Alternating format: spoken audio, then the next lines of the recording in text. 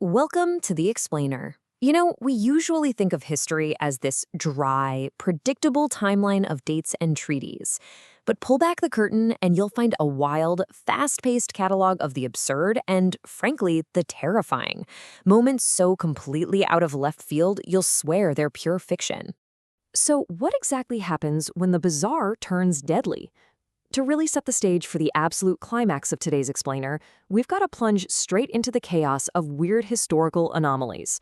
We're going to see how a situation that starts out sounding like a completely ridiculous joke can suddenly pivot, and the punchline, well, it becomes a matter of life or death.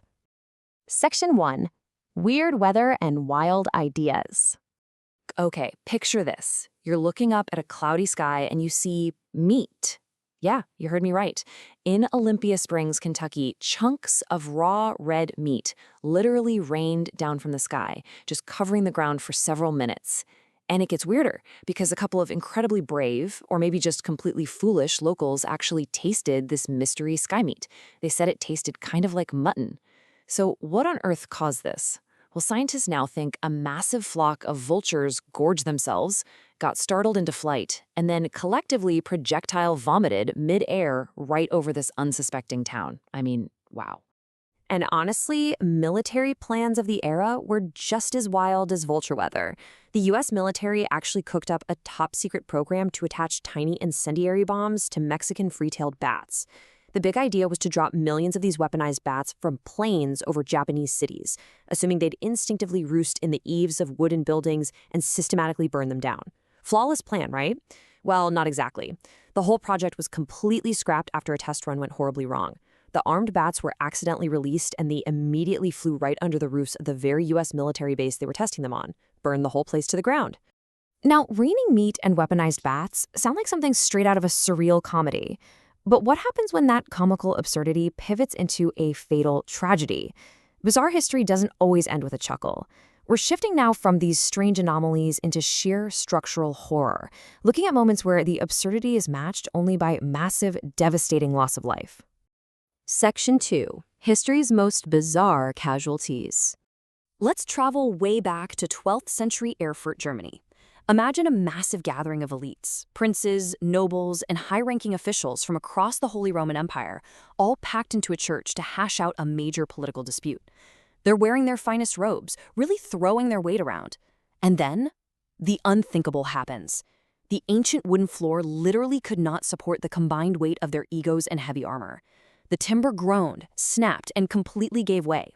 The entire congregation plummeted straight down, plunging through the floorboards directly into the monastery's absolutely enormous, putrid cesspool right below them. 60. That's the staggering number of people who actually drowned in liquid excrement that day. Princes and nobles meeting their end, struggling in a literal nightmare. It easily ranks as one of history's most bizarre and honestly humiliating fatal disasters. It's a pretty terrifying reminder of how a completely mundane moment of political posturing can instantly turn brutally lethal. So how does an everyday consumable item become a weapon of mass destruction? This pivots us perfectly from a freak structural accident to a really terrifying reality. Ordinary liquids suddenly breaking their bonds. We rarely look at our drinks or baking ingredients and think that's an existential threat. But when industrialization scaled up production to massive levels, it introduced entirely new ways for cities to experience sheer catastrophe. Section 3. The London Beer Flood. All right, let's jump forward to London, 1814. A giant, aging wooden vat of dark beer suddenly bursts at the Mewks and Company Brewery. 320,000 gallons of dark beer exploded outward. To really wrap your head around that, imagine a colossal churning tidal wave made entirely of stout, a wave heavy enough to crush brick walls, completely uncontained, and unleashed right onto an unsuspecting city. This wasn't just a slow, messy leak. It was an instant detonation of liquid mass, rushing through narrow streets way before anyone could even scream. The sheer violent force of this liquid literally smashed right through the brewery's walls. It completely destroyed 2 neighboring homes and immediately flooded the basement slums where impoverished families were just sitting down for their evening meals. Tragically, 8 people were killed in the deluge. And there's this incredible bitter irony here, right? It wasn't a flood of river water or a roaring fire. It was something as trivial as beer that brought such swift, absolute destruction to these London streets. But what if we multiply that terror by 7? Which brings us straight to the absolute climax of this explainer. If 320,000 gallons of liquid is deadly enough to level buildings and drown people in their own living rooms, what exactly happens when you introduce millions of gallons of something far thicker, significantly heavier, and impossibly stickier into a crowded modern city? Section 4. The Great Molasses Fly.